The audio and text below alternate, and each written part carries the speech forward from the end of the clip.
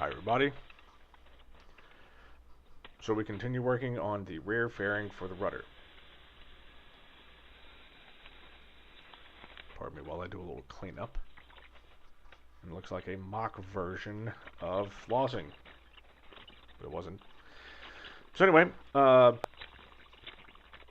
that all the holes are drilled and everything's match drilled, I say match drilled, now that the fairing is match drilled to the attached strips,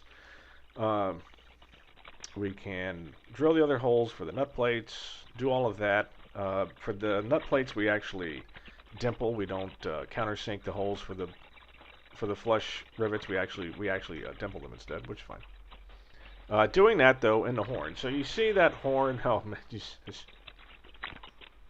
motherfucker! All right, getting, as you will see here in just a minute or so, getting the squeezer up in that hole, because you gotta have a nut plate in there. So you got 2 rivets to put in on both sides, and that ain't easy. Just getting it set up is a pain in the butt, because you gotta countersink. Sorry, you gotta cleco one side, and then you've got to put the rivet through on the other side, hold it into place, get the squeezer in place without the rivet falling out. I mean, you can use tape, and that's fine. Just a pain.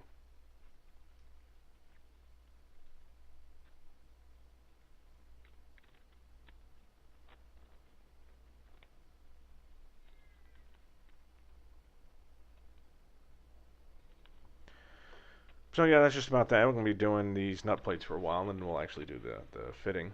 Let's see. Anything new?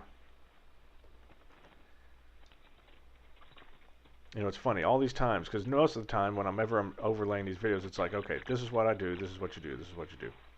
I'm just trying to give instruction.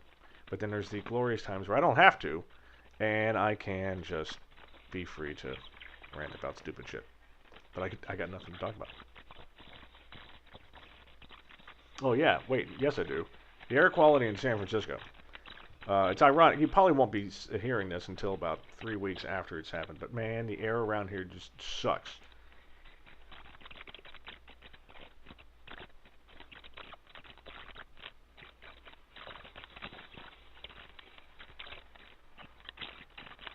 Just a never-ending stew of just fucking balls.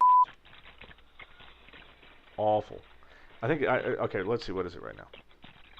The current air quality index is 246. Now, for any of you that don't know what that's like, imagine what they showed you Beijing. No, Beijing was much worse. But this is close. I mean, we got about a mile of visibility. At the airport, that's what it shows. Actually, we're under hard IFR.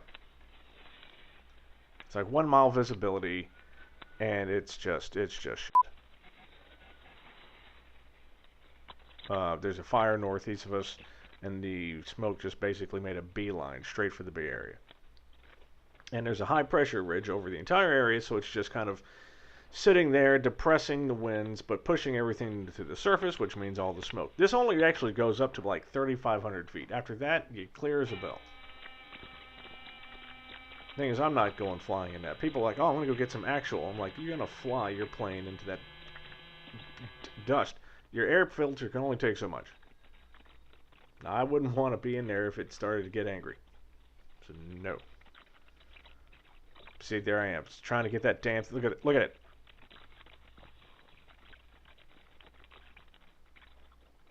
This guy eventually figured it out.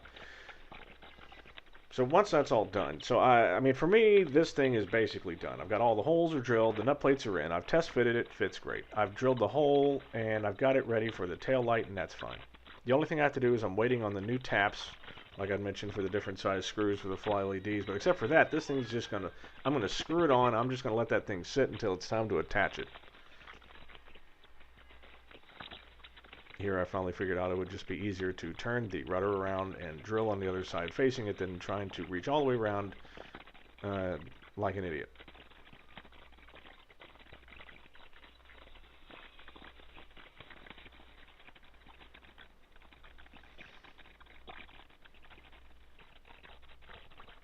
So yep, just finishing up.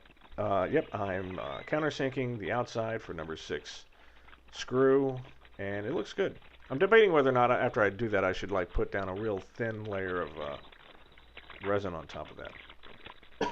Just kind of reinforce the side that I hacked off a bunch of material from.